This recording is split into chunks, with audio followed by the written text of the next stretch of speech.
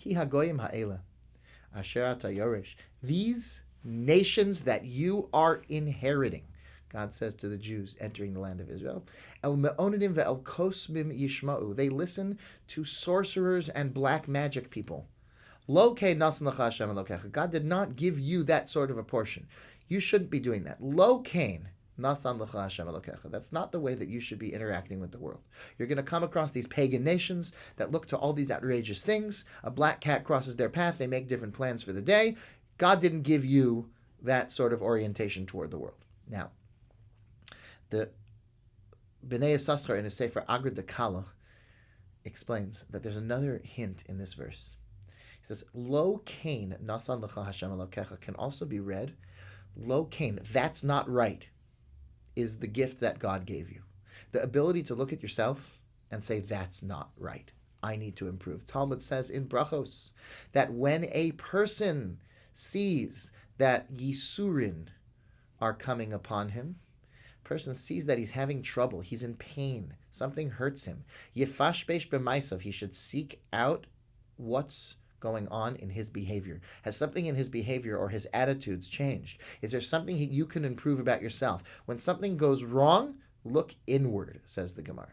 So he says that's the lesson. Looking for signs in the world. Oh, a black cat crossed my path is a way of dodging responsibility. That's not really what a person is supposed to be doing. A person is instead supposed to be engaging in the world where they take as much responsibility as they can to do everything they can to be better and to improve. You know, there's a story that they tell of a fellow who was looking for a wife.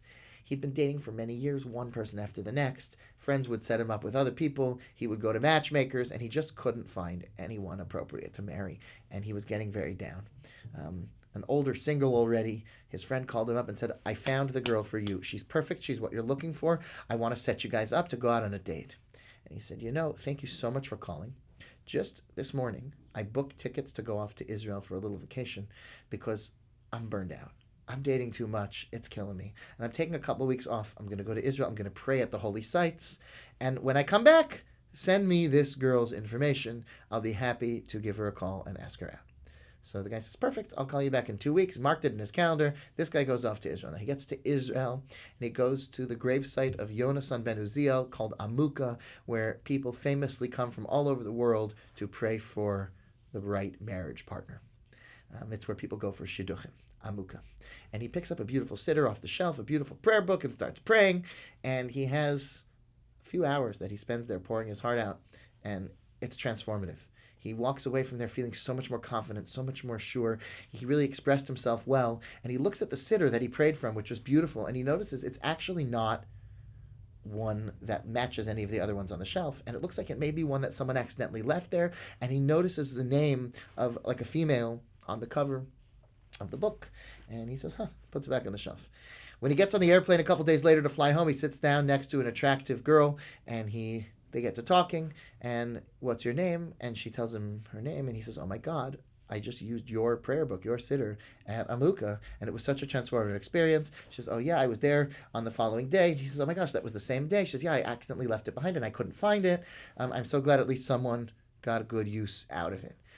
They talk the whole flight home, and they agree to start going out with each other. He agrees to, he asks her out, and she agrees to follow up with him. And he gets home, and his friend calls him the next day and says, hey, by the way, remember I mentioned this girl to you, so her name is so-and-so, and whatever. He says, oh my gosh, I'm already going out with her. That's the same girl. There's so many signs, right?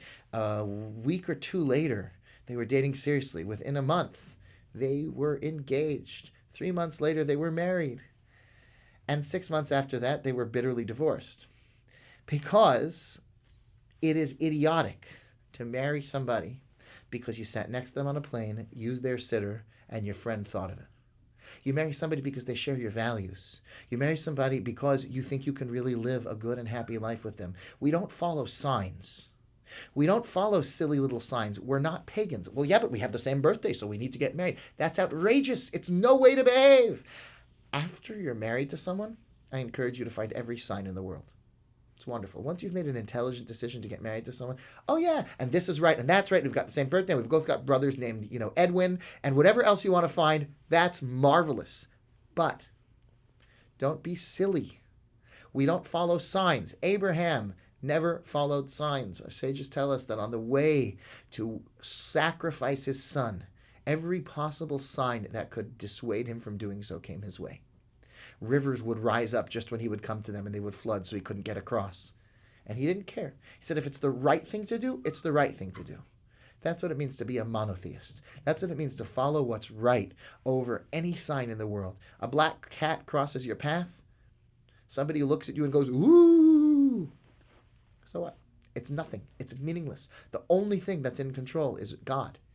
He's the only one that matters. Hagoyim ha'ela, these nations that you might encounter when you come into the land of Israel, el ma'oninim ve'el kosmim yishmo, they listen to all kinds of signs and things, and they're looking in the newspaper and in fortune cookies and all kinds of nonsense. You, lo kain nasan lecha Hashem Elokecha, God gave you the ability to improve your own behavior. That's what you're here for, not to follow silly signs and silly things.